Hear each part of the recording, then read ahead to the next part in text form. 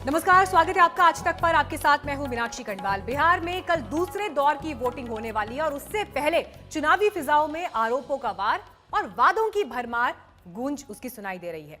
Double engine सरकार बनाम double युवराज से लेकर जंगल राज बनाम रोजगार और कामकाज के नारों पर वोट मांगे जा रहे हैं। कोई किसी से कम नहीं है। तो आज इसी मुद्दे पर आज सुबह की चर्चा होगी। हमारे साथ इस चर्चा में खास मेहमान जुड़ गए हैं। बीजेपी से डॉक्टर संबित पात्रा हमारे साथ मौजूद हैं।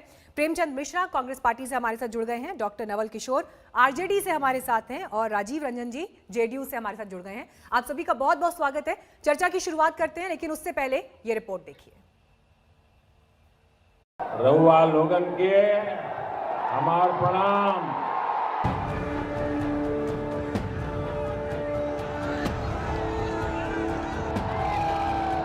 दूसरे चरण के रण की उल्टी गिनती शुरू हो गई है, मगर इस शुरुआत के पहले बिहार में चुनावी योद्धाओं ने अपनी पूरी ताकत झोंक दी।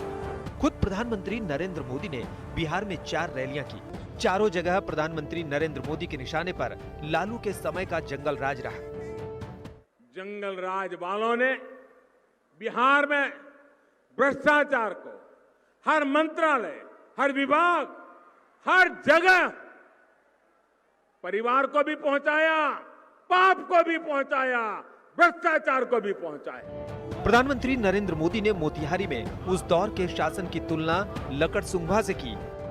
प्रधानमंत्री नरेंद्र मोदी को मालूम है कि बिहार का रण जीतने के लिए उन्हें कब, किस मौके पर क्या कहना है, ताकि विपक्ष पर चोट पड़े।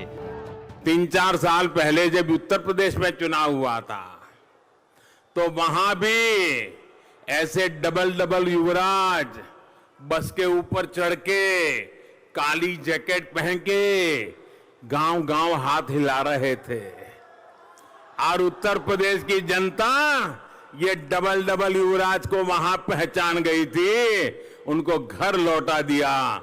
तो वहां का एक युवराज अब जंगल राज के युवराज से आकर के मिल गया। अब वो यहां दोनों हाथ हिला रहे हैं। इधर प्रधानमंत्री विपक्ष पर ताबड़तोड़ हमले कर रहे थे, तो उधर तेजस्वी यादव भी लगातार जनसभाएं कर रहे थे। जाहिर सी बात है कि तेजस्वी भी प्रधानमंत्री पर तीखा निशाना साध रहे हैं। प्रधानमंत्री जी को उन्होंने कहा था कि यही का चीनी का मिल जो चालू कराएंगे और यही चीनी का चाहती बोला था, नहीं बोला था? बोलेंगे तो बहुत कुछ बोले थे, लेकिन स्थानीय मुद्दा ये बड़ा मुद्दा। तेजस्वी जिस दिन से प्रचार में उतरे हैं, उसी रोज से वो 10 लाख नौकरियां देने का वादा कर रहे हैं। कमोबेश अपनी हर रैली में वो रोजगार दिलाने की बात करते हैं, मगर रोजगार के साथ साथ वो मुख्यमंत्री नीतीश कुमार पर हमला करना नहीं भूलते। इंतजार है 3 नवंबर का, जब बिहार का मतदाता घर से बाहर निकलेगा और बेहतर बिहार के लिए मतदान करेगा। आज तक ब्यूरो। तो कल दूसरे दौर का चुनाव है और उससे पहले आप ये देख रहे हैं कि किस तरह से जो बड़े बड़े महारथी मैदान में उतरे, उन्होंने किस तरह से आरोप प्रत्यारोप का एक दूसरे पर आरोप प्रत्यारोप लगाए। लेकिन यहाँ पर बड़ी बात ये कि लालू राज, जंगल राज की जिस तरह से वापसी हो रही है चुनावी बयानों में, सवाल ये कि जो पार्टी सत्ता में रही उसके विकास के दावे जमीन पर कहां ठहरते हैं। शुरुआत में राजीव रंजन जी आपके साथ करूंगी। चाहे मुख्यमंत्री नीतीश कुमार हो या प्रधानमंत्री नरेंद्र मोदी, एनडीए के बड़े नेता जब मंच पर हैं तो वो लालू राज की याद क्यों दिला रहे हैं, अपने कामों की बात क्यों नहीं कर रहे हैं? देखिए, ये अस्वाभाविक नहीं है। जब हमारे विरोधी ये कहेंगे कि आपने कुछ किया ही नहीं है, तो आईना दिखाना पड़ता है। और निश्चित तौर पर मैं एक बार फिर कहूंगा, जो खौफनाक यादें हैं, जो रक्त रंजित बिहार है, वहां से बिहार अगर आगे बढ़ा है तो बिहार के लिए ये सुकून का वक्त है। बिहार ने कामयाबियां हासिल की हैं, देश के मानचित्र पर एक कामयाब राज्य की पहचान दर्ज की है और इस बात को नकारा नहीं जा सकता है कि हमारी पृष्ठभूमि टेक ऑफ के लिए तैयार है। और अब तक जो आधारभूत संरचना में हमने निवेश किया है, जिस तरह से बिजली और सड़कें आज गांव-गांव पहुंची हैं, 6000 से ज्यादा बिहार में पुल बने, 18 मेगा पुल बने, महिलाओं का सशक्तिकरण हुआ है और लैंगिक असमानता को लेकर के नीतीश कुमार जी ने पूरे देश में एक मिसाल कायम की। अब हम क्या करने जा रहे हैं? जो बार बार ये बोलते हैं, ये कुछ इनके पास मैं कहूंगा कि मुहावरे हैं जिनका इस्तेमाल ये अक्सर करेंगे।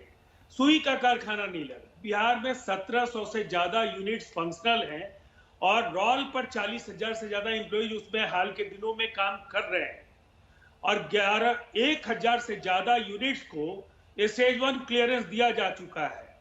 68 इंडस्ट्रियल एरियाज पूरी तरह से तैयार हैं और 8500 एकड़ से ज्यादा की जमीनें और शेड्स इंडस्ट्रियलाइजेशन के मैप पर बिहार की पहचान बनाने के लिए तैयार है और उसमें उद्यमी उद्यम लगा रहे हैं। उनको कई तरह की रियायतें दी जा चुकी है। अब सवाल ये है कि हम एक तरफ 65 पैसे प्रति यूनिट किसानों को बिजली देने जा रहे हैं, हम डेडिकेटेड फीडर एग्रीकल्चर के लिए दे रहे हैं और हर खेत को पानी देंगे। एक तरफ एग्रीकल्चर का रोड मैप, प्रधानमंत्री जी ने मखाना की ब्रांडिंग की बात की। बिहार में देखिए, इन दोनों का रिश्ता देखिए।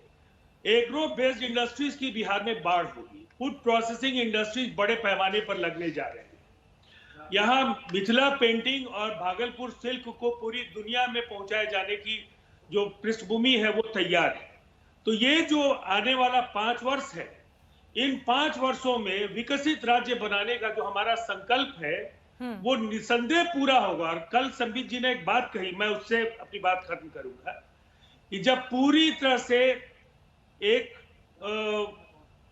राज्य गड्ढे में तब्दील हो तो पहले गड्ढे को समतल बनाने में आपको अपनी ऊर्जा का व्यय करना पड़ेगा और उसके बाद आप इमारत की नींव डालेंगे। तो निसंदेह राजीव रंजन जी, अगर 15 साल देश के दूसरे राज्यों के मुकाबले लालू राज में 15 साल सिर्फ गड्ढा ही रहा, और क्या 15 साल आपको वो गड्ढा भरने में लग गया?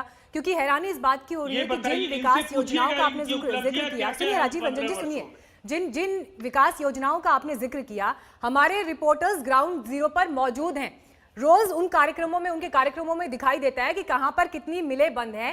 43,000 है प्रति व्यक्ति आय बिहार में, और ये देखिए कि ये पूरे देश में सबसे कम आए हैं। तो ऐसे में विकास के दावे कहां ठहरते हैं, सवाल इस पर खड़ा होता है। लेकिन मेरे को आपसे एक बात और समझनी है, क्योंकि बार बार जंगल राज का जिक्र हो रहा है, तेजस्वी यादव को जंगल राज के युवराज की उपाधि दे दी गई है। तो जो फर्स्ट टाइम वोटर है बिहार में इस वक्त, वो वोटर है जिन्होंने नीतीश कुमार को ही मुख्यमंत्री के तौर पर देखा है, उन्होंने लालू राज नहीं देखा है। हो सकता है बुजुर्गों से किस्से कहानियों में सुना हो। तो आप क्यों इस युवा वोटर के साथ कॉम्प्रोमाइज कर रहे हैं, क्यों उसको लालू राज की याद दिला रहे हैं और रोजगार की बात नहीं कर रहे हैं? देखिए, अगर ये हमारे विकास को नकारेंगे तो ये बिहार के लोगों का अपमान करेंगे, पहली बार। और ज्यादा वक्त नहीं हुआ है, लोकसभा के चुनाव 2019 में हुए, बिहार के 223 विधानसभा क्षेत्रों में हमें बढ़त है और 40 सीटों में 39 सीटें हमने जीती है। तो बिहार के जो पहली बार वोट करने वाले लोग हैं, उनमें बड़ी संख्या में मतदाताओं ने 2019 के लोकसभा चुनाव में वोट किया है।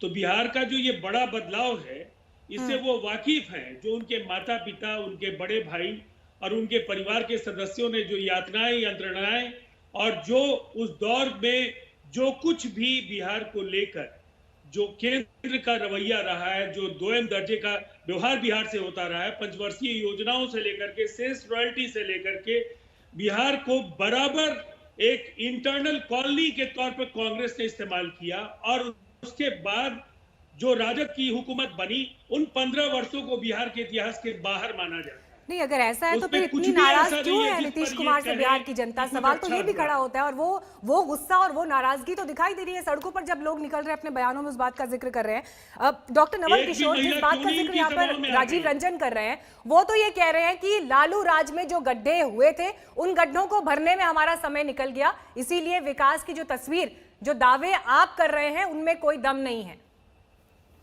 देखिए, सबसे पहली बात तो ये है कि दोनों इंजन के जो मुखिया है, एक मुखिया कह रहा है 15 साल राज करने के बाद कह रहा है कि मैं आत्मनिर्भर बिहार बनाऊंगा, 15 साल शासन करने के बाद, और 6 साल केंद्र में भी रहे। दूसरा मुखिया ये कह रहा है कि आप टेक ऑफ करेंगे। राजीव रंजन जी ने इतनी बातें कही, उसमें 4-5 बात तो सब आपके सामने, आपको देख लेना चाहिए। ये जो नीति आयोग है, इसके जिसके अध्यक्ष प्रधानमंत्री हैं, उसका रिपोर्ट आपको सही कहता है। नंबर 1, मुख्यमंत्री खुद कह चुके हैं कि मैं तमाम प्रयत्न कर चुका हूं, लेकिन एक भी उद्योग नहीं ला पाया, और इसके कारण है कि बिहार समुद्र किनारे नहीं है।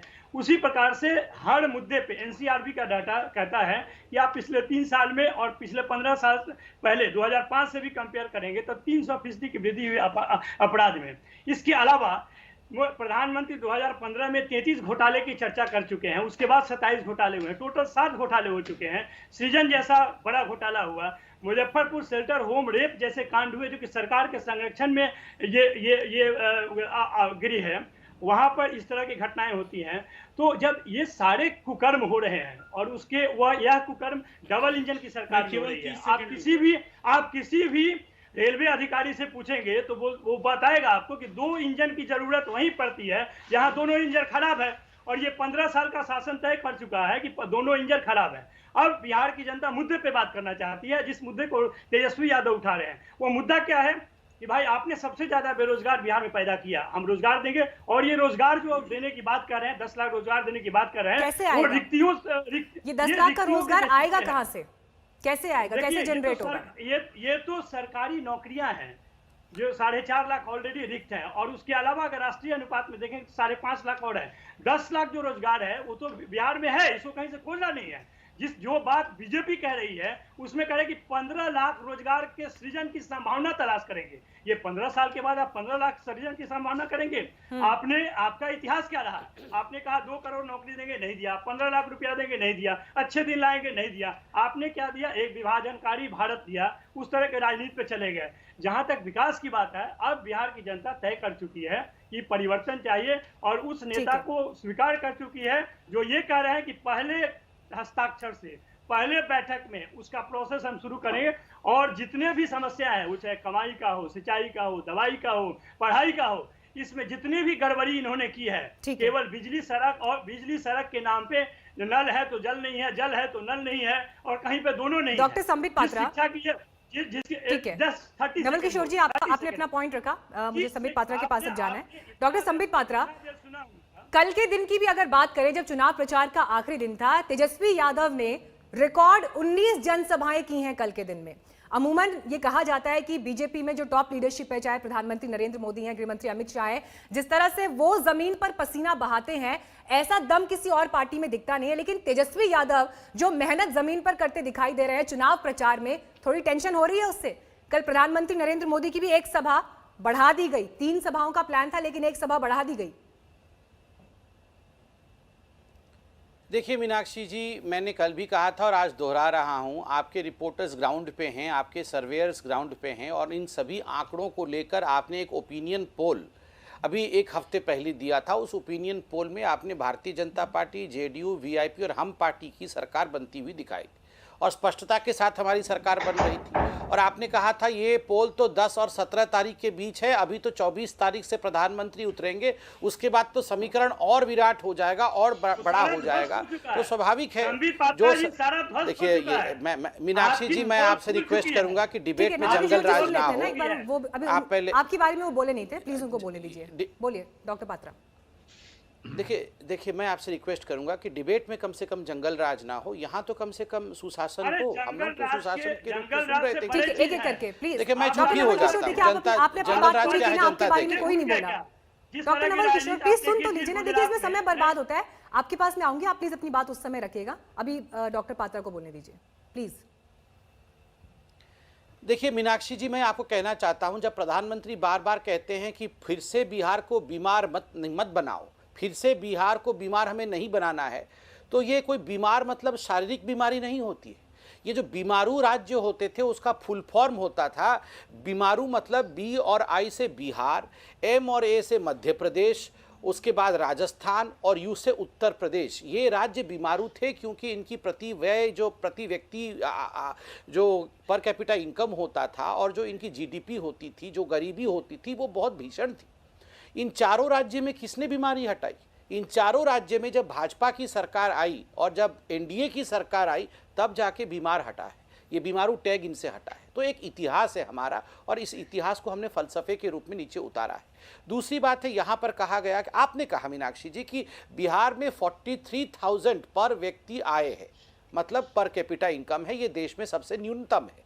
मैं आपको बताना चाहता हूँ जब हम सरकार में आए 2005 में, उस समय मात्र 7,500 से 8,000 प्रति व्यक्ति आय था। जिस समय पंजाब का 20,000 प्रति व्यक्ति आय था, उस समय बिहार में 7,000 प्रति व्यक्ति आय था। तो कहां से कहां तक का सफर 15 वर्षों में बीजेपी ने और जेडीयू ने तय किया है, ये जरा आप सोच के देखिए।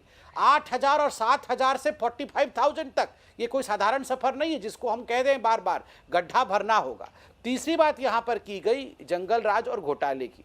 देखिए, जहां तक घोटाला है, मैं आपके टीवी के माध्यम से जनता से पूछ रहा हूं, एक तरफ आप नरेंद्र मोदी और नीतीश जी को खड़ा करिए और दूसरी तरफ आप पूरे लालू जी के कुनबे को और पूरे गांधी परिवार के कुनबे को, तथाकथित गांधी परिवार के कुनबे को खड़े करिए। आप दोनों देखिए डॉक्टर संबित पात्रा, मैं सवाल एक्चुअली यही उठा रही थी। सवाल यही था कि जो काम हुआ है उस काम का जिक्र रैलियों से क्यों नहीं हो रहा है। खुद केंद्रीय मंत्री गिरिराज सिंह ट्वीट कर रहे हैं कल और वो ये लिख रहे हैं कि अभी अयोध्या तो सिर्फ एक झांकी है, अभी बहुत कुछ बाकी है। आखिर ऐसे बयान चुनाव के समय पर मतदान से एक दिन पहले, 2 दिन पहले क्यों आ रहे हैं और केंद्रीय मंत्री की तरफ से उठाए जा रहे हैं? तो इस पर भी सवाल बनता है, अपने कामों का जिक्र क्यों नहीं हो रहा है। प्रेमचंद मिश्रा जी के पास चलेंगे, एक छोटे से ब्रेक के लिए यहाँ पर रुक रहे हैं, देखते रहिए आज तक। तो बिहार में चुनावी जोर है, वादों का शोर है, सियासी होड़ है, प्रधानमंत्री लगातार रैलियां कर रहे हैं। जंगल राज के आरोपों के साथ क्या है उनके चुनावी हमले, देखिए।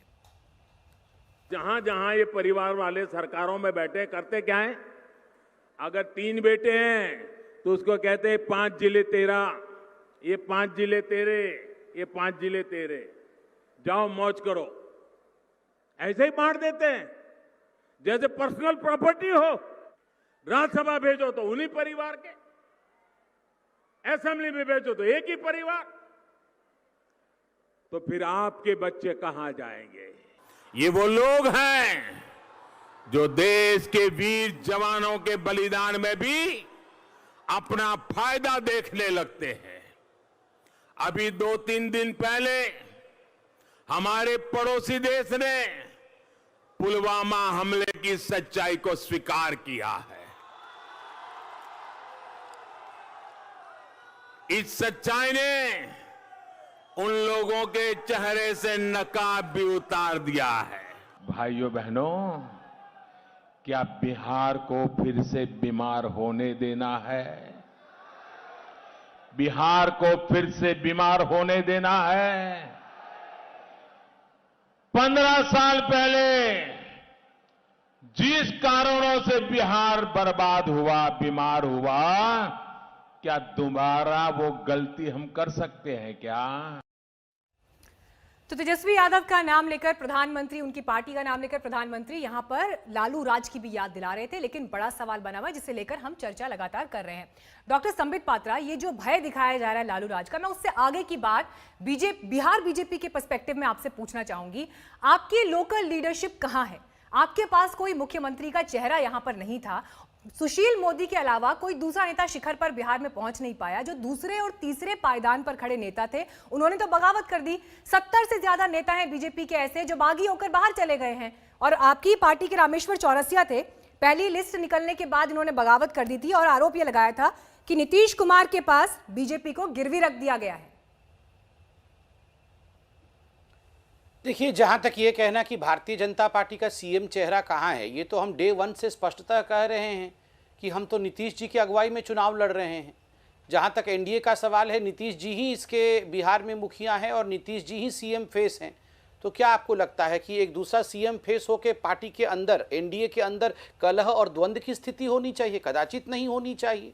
नहीं, जैसे कि परिवार में आप याद करिए, तेज प्रताप और सवाल मैं आपसे इसलिए भी पूछ रही थी क्योंकि जब आप बिहार की बात कर रहे हैं तो केंद्र के नेता बिहार में आकर बिहार का विजन दे रहे हैं। निर्मला सीतारमण आके विजन डॉक्यूमेंट रिलीज कर रही हैं। प्रधानमंत्री फ्रंट सीट पर आकर अभी इस वक्त बैटिंग कर रहे हैं। लेकिन बड़ा सवाल ये, बिहार का चेहरा कहां पर है? नहीं, आप बताइए, बिहार का चेहरा नीतीश बाबू बिहार का नहीं तो क्या आसाम का चेहरा है? और जहां तक नरेंद्र मोदी जी का सवाल है, ये तो पूरे हिंदुस्तान के, क्या आज तो विश्व के लीडर हैं। आज तो अमेरिका में भी मोदी मोदी हो रहा, ट्रंप भी कह रहे हैं अब की बार मोदी सरकार, इस प्रकार से ट्रंप सरकार, वो भी मोदी को कॉपी कर रहे हैं। ये तो पूरे विश्व के लीडर बने हुए हैं। और ये राहुल और प्रियंका क्या ये आरा और छपरा के हैं? ये जो जाके वहां पर रैली कर रहे हैं, ये राहुल और प्रियंका भी तो कहीं, ये तो छोड़िए हिंदुस्तान, ये तो बाहर के हैं। सोनिया जी खैर गई नहीं है, इतने सालों तक सोनिया जी जो जाके बोलती थी, इटालियन भाषा में लिखा रहता था और हिंदी पढ़ देती थी। अरे वो अगर मैडम जी इटली से आकर यहाँ पर प्रचार प्रसार कर सकती हैं तो हमारे मोदी जी क्यों नहीं प्रचार कर सकते हैं? आप बीजेपी से 70 नेताओं ने क्यों बगावत कर दी फिर बिहार में? नाराज हो गए देखिए। संबित जी, मैं ये पूछ रही हूँ, तो बिहार में इतनी बगावत का सामना क्यों करना पड़ रहा है? जिन लोगों को राजनीति में अपना भविष्य बनाने को नहीं मिल रहा, पार्टी छोड़ के वो जा रहे हैं आपके यहाँ से, क्यों जा रहे हैं? नरेंद्र मोदी एक सेकंड मिश्रा जी, बात आपके पास आ रही हूँ, पहले उनको जवाब पूरा करने दीजिए। तो मैं बता, एक सेकंड आ रही हूँ आपके पास। देखिए, आप बताइए बगावत कहाँ होता है? बगावत कहाँ होता है? बगावत कौन सी पार्टी में नहीं है? आज आरजेडी के कई लोग दूसरी पार्टियों से चुनाव लड़ रहे हैं। आरजेडी में तो रघुवंश बाबू, बताइए, सबसे बड़े जो चेहरे थे आरजेडी के, उनके मृत्यु से ठीक पहले उन्होंने किस प्रकार से हृदय विदारक चिट्ठी लिखी, और उसके बाद तेज प्रताप जी ने क्या कहा? अरे ये कुछ नहीं है रघुवंश प्रताप जी, ये तो केवल एक बूंद पानी है समुंदर में।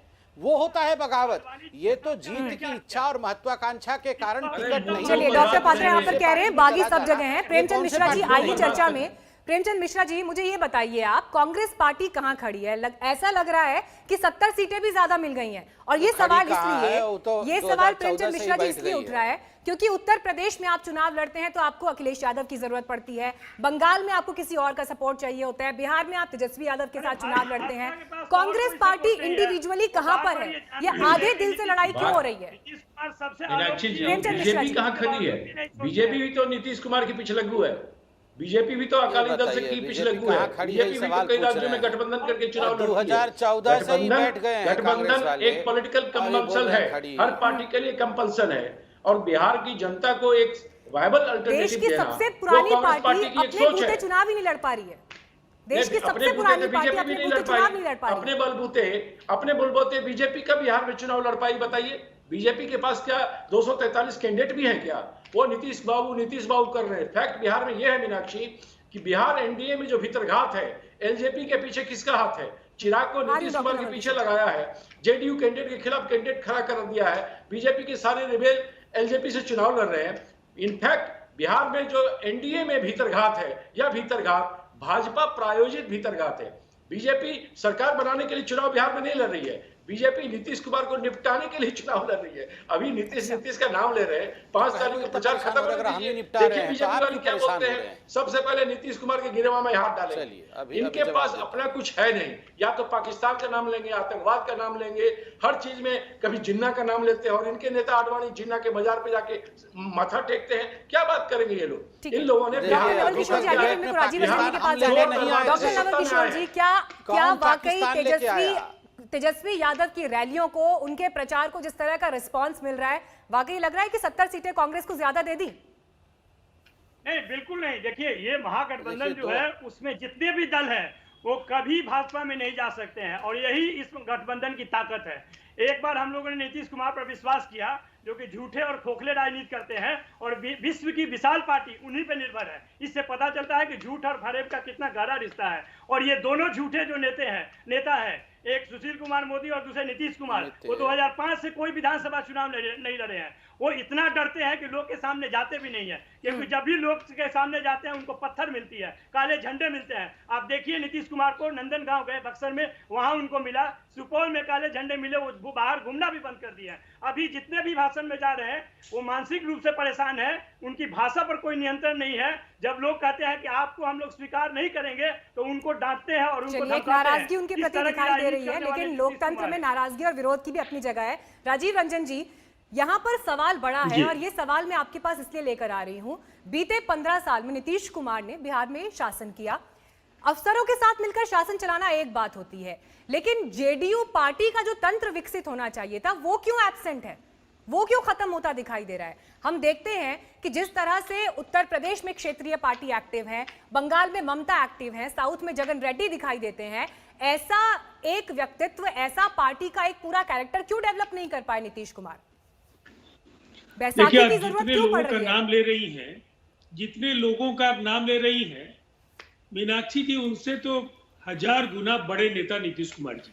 पहली बात, तुलना का कोई औचित्य नहीं है। अगर लोकतंत्र में जनता सर्वोपरि है तो जनता ने बार बार नीतीश कुमार जी को अगर अपना आशीर्वाद दिया है। जनता सर्वोपरि है और जनता के पास अरे जाने से आप डरते हैं। जंगल राज वाली यही आदत नीतीश नहीं कुमार है। बदलिएगा क्या नवल यही जी? नवल नीतीश किशोर जी कुमार देखिए है। आपकी बात पूरी हो गई ना, जनता उनको बोलने दीजिए, सर्वोपरि बहुत देर से है और इंतजार कर रहे हैं, प्लीज उनको बोलने इनका दीजिए। ऑडियो डाउन कर दीजिए। नवल किशोर जी उनको बोलने दीजिए प्लीज। देखिए आखिरी सेगमेंट राजीव है रंजन जी और बोलिए। आरजेडी का यही तौर तरीका है। देखिए एक बात क्या है, इनसे ये जरूर पूछिएगा, इस बार तो मौका नहीं, अगली बार पूछ लीजिएगा, इनकी सभाओं में महिलाएं नहीं आ रही। आज भी महिलाएं डरती हैं इनकी सभाओं में जाने से, और वो बिहार का डर है। कुछ हुल्लड़बाज लोगों के जरिए सभाओं में भीड़ जुटाना और उनके जरिए जनादेश अगर मिलना होता तो 2010 में 22 एमएलए की पार्टी ये नहीं हुआ। डॉक्टर नवल किशोर इनसे ये प्लीज पूछिए, रोजगार की बात करते हैं, 10 लाख में उनकी बात 10 लाख समझिए। रोजगार आप देंगे बोल या रहे 10 हैं, मैं लाख भी में समझ नहीं एक पा रही हूँ कि देंगे। राजीव रंजन जी क्या बोल रहे हैं। एक सेकंड महिला अधिकार नहीं नवल जी, गंदी बात नहीं है, एकदम घटिया नवल किशोर जी बात है। प्लीज रुक जाइए। नवल किशोर जी प्लीज रुक जाइए। नवल किशोर जी देखिए फिर आवाज धीमी करनी पड़ती है, फिर प्लीज सुन लीजिए एक बार। राजीव रंजन जी देखिए बहुत ही महत्वपूर्ण बात है कि इस राज्य की आधी आबादी ने तेजस्वी यादव को पहले ही अपना संदेश सुना दिया है। उनकी सभाओं में महिलाएं नहीं जाती। अरे बेरोजगारी क्यों नहीं जाती है? इसलिए कि उनको तेजस्वी यादव पर भरोसा नहीं है। उनके माता पिता के कार्यकाल सबको परेशान कर जो दिया है। महिलाओं के राजीव साथ रंजन जी बिहार आप में दुर्व्यवहार महिलाओं हुआ की है, बात कर रहे हैं, आप आधी आबादी की बात कर रहे हैं। तो मुजफ्फरपुर बालिका गृहकांड जो हुआ, मंजू वर्मा को टिकट दे दिया ना, मंजू वर्मा को टिकट दे दिया ना, तो मैसेज तो बहुत क्लियर जाता है जनता के बीच। आरोपी को ही टिकट दे देंगे अगर, तो फिर क्या, कहां से यहाँ पर चाल चरित्र, चेहरे और साफ राजनीति की बात होती है? मंजू फिर वर्मा नीतीश कुमार का पोल खोल देगी टिकट नहीं देंगे तो। सुन लीजिए, ये राजबल्लभ यादव हिस्ट्री सीकर है और उनकी पत्नी अरुण यादव की पत्नी को उन्होंने कैंडिडेट बनाया। मंजू वर्मा के खिलाफ कोई आरोप साबित नहीं हुआ है। ये पूरी तरह से नीतीश कुमार जी ने सुप्रीम कोर्ट मॉनिटर्ड इन्वेस्टिगेशन की मांग की थी, सुप्रीम कोर्ट ने स्वीकार किया, सीबीआई ने जांच की, राज्य सरकार ने एजेंसी की मदद की। मैं आपसे ये पूछ रही थी राजीव रंजन जी, क्यों जेडीयू को बैसाखी की जरूरत पड़ती है? 15 साल जो पार्टी शासन कर रही हो, 15 साल जिस पार्टी का मुख्यमंत्री हो, अपने बूते चुनाव क्यों नहीं लड़ पाते? क्यों बैसाखी की जरूरत पड़ती है? शासन का डंडा इन पर नहीं बज रहा है। बैसाखी की जरूरत क्यों पड़ती है? ये स्टेपनी है, बैसाखी भी नहीं है। मीनाक्षी जी 30 वर्षों से इस देश की जो सबसे बड़ी सच्चाई है, इस बहुभाषीय जो संप्रदाय का जो ये राष्ट्र है, अलग अलग धर्मों को मानने वाले लोग हैं, अलग अलग क्षेत्रों में हिंदुस्तान है, यहाँ गठबंधन राजनीति, यहाँ की जमीनी सच्चाई, अरे इतने ताकतवर कोई है एक कि राजनीतिक चेहरा दल होते हुए नहीं, भी आप बिहार मोदी पर डिपेंड करते हैं। राजीव रंजन जी देखिए, जब आप विचारधारा की बात करते हैं, राजीव रंजन जी जब जब विचारधारा की बात करते हैं ऐसे तो कम से कम क्यों एक बैठाती सेकेंड, है? राजीव रंजन जी जब विचारधारा की बात करते हैं, विचारधारा की जब आप बात करते हैं तो कम से कम लालू यादव को इतना क्रेडिट तो देंगे कि हिंदी बेल्ट में वो एक ऐसे नेता रहे जिन्होंने, उनकी राजनीति में बीजेपी विरोध की निरंतरता दिखाई देती है, विचारधारा से समझौता नहीं किया। लेकिन जेडीयू में क्या हुआ? 2015 और 2020 में बिल्कुल उलट तस्वीर दिखाई देती है। गलत क्या बात निरंतरता रहेगी? परिवार के मीनाक्षी साथ जी, तो गलत नहीं बात। आप अपनी इतिहास को राबड़ी सुधारिए देवी जब घर में मीनाक्षी होती जी। थी, लालू जी तो तब इन्होंने मुख्यमंत्री बना जयप्रकाश दिया मूवमेंट के था। प्रोडक्ट 9वीं थे। पास तेजस्वी यादव को इन्होंने नेता प्रतिपक्ष बना ये दिया। नहीं है। क्या ये बात करेंगे? अरे मीनाक्षी जी, आपको अपना इतिहास चेक करना चाहिए। चलिए अब देखना ये होगा, अब देखना ये होगा कि कल जब 94 सीटों पर मतदान होना है, सेकंड फेज का ये चुनाव है, तो तस्वीर अब आगे कैसे बदलती जाती है। इंतजार है इस अग्नि परीक्षा का, जब रिजल्ट आएगा, नतीजे आएंगे 10 तारीख को। बहुत बहुत धन्यवाद आप सभी का चर्चा में जुड़ने के लिए। समय की कमी थी तो मुझे एक ब्रेक लेना पड़ रहा है यहाँ पर। खबरें आगे जारी रहेंगी, देखते रहिए आज तक। नीतीश और तेजस्वी के बीच जुबानी जंग तेज होती जा रही है, दोनों एक दूसरे पर हमलावर हैं। शाम होने के बाद कोई अपने घर से नहीं निकल पाता था, और जिस तरह से हम सब लोगों को जब आप लोगों ने काम करने का मौका दिया, हम लोगों ने अपराध से छुटकारा दिलवाया, तरक्की के रास्ते पर ले जाने की कोशिश की। सरकार को राजस्व में पैदा होगा, इन सारी चीजों को हम एक एक करके ध्यान देने का काम करेंगे। इसलिए हम अपने सभी भाइयों से कहना चाहते हैं कि अगर बेरोजगारी का अंधकार मिटाना है तो आपको लालटेन का प्रकाश जलाना होगा। नीतीश जी कहते हैं ना कि तीर लालटेन का जमाना गया, बल्ब का जमाना आया है, तो हम उनको कहना चाहते हैं अब तो तीर का जमाना गया, अब तो मिसाइल का युग आ गया है और बेरोजगारी का, गरीबी का, पलायन का जो अंधकार है वो लालटेन का प्रकाश ही दूर कर सकता है। फिलहाल वक्त एक ब्रेक का है, खबरें आगे जारी रहेंगी, देखते रहिए आज तक।